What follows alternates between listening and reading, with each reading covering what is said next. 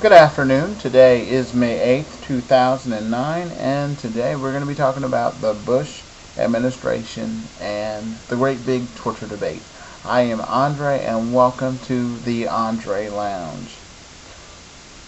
According to ABC News, they released a report yesterday that states that, in fact, Nancy Pelosi, Madam Speaker of the House of Representatives, in fact knew about the Bush administration's plans to torture.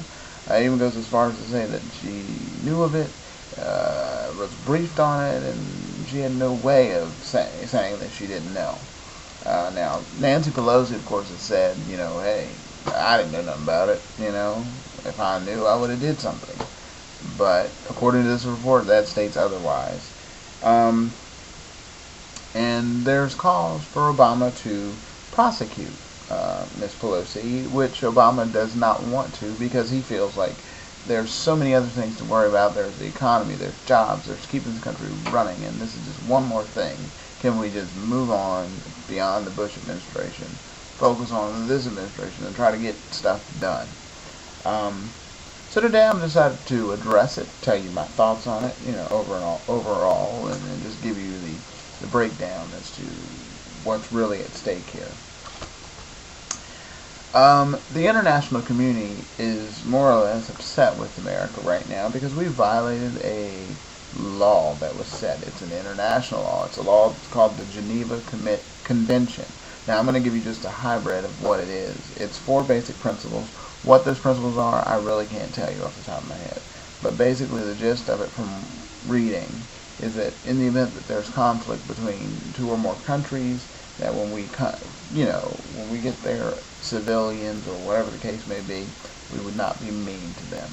Yes, we can do the standard, try to get information out of them through, information gathering techniques, but basically don't be cruel to them. And the fact of the matter is, the Bush administration allegedly, because we have to say alleged because he's not been convicted, the administration, George W. Bush, did waterboarding. And for those of us who don't know waterboarding, basically they gag you and give you the sensation that you're drowning and get you in a hallucinogenic state, and basically they use this technique to get the desired results.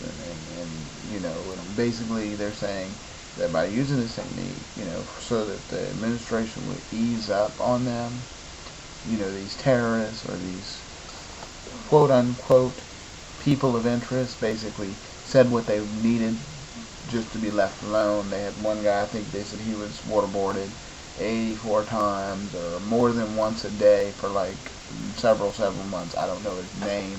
That's what they say. Moving along. What are my thoughts?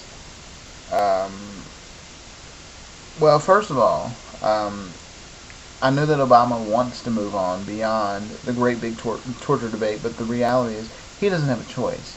He's got to do what he has to do. He has to prosecute.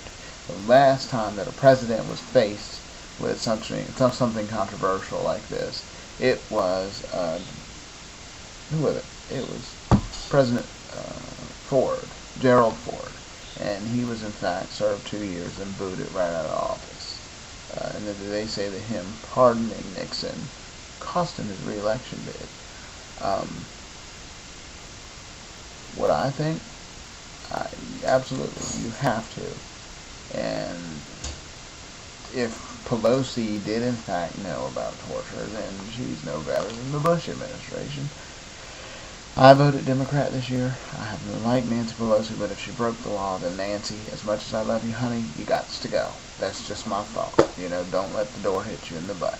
Okay? You got to go. If you broke the law, you broke the law. Geneva Convention is put in place to protect our international interests. And if you violate the international laws, like the state laws or the federal government laws, you must be prosecuted. That's just the way it is.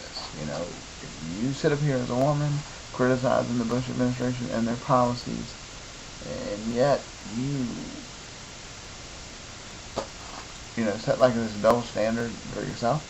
Right is right, wrong is wrong. And if you've done something illegal, you must be prosecuted. If Obama doesn't prosecute the administration, administration, which I do understand his point because there is so much going on in this nation right now.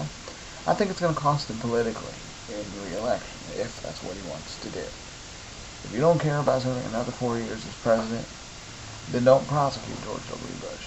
But please understand, it may cost you politically if that's your ambition. I don't know. I just feel bad for people like Colin Powell.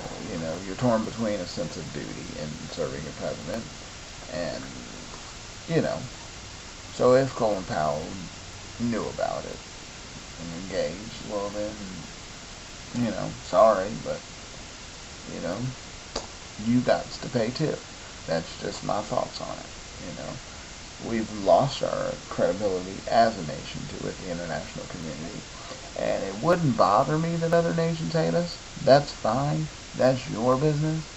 But the reality is you have a country like Pakistan who has nuclear capability that the Taliban is about to overtake. And the idea that the Taliban would have nuclear capabilities, knowing their intentions for this nation, we kind of need those international laws. And you know, we have to keep that in mind.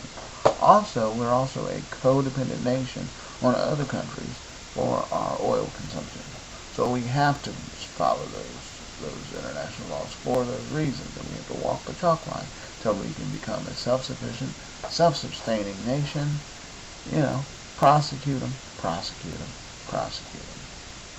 That's my thoughts. Thank you for watching. This is the Andre Lounge for May 8th, 2009. Remember, that's my opinion. I'm sticking to it. And remember, God is love. And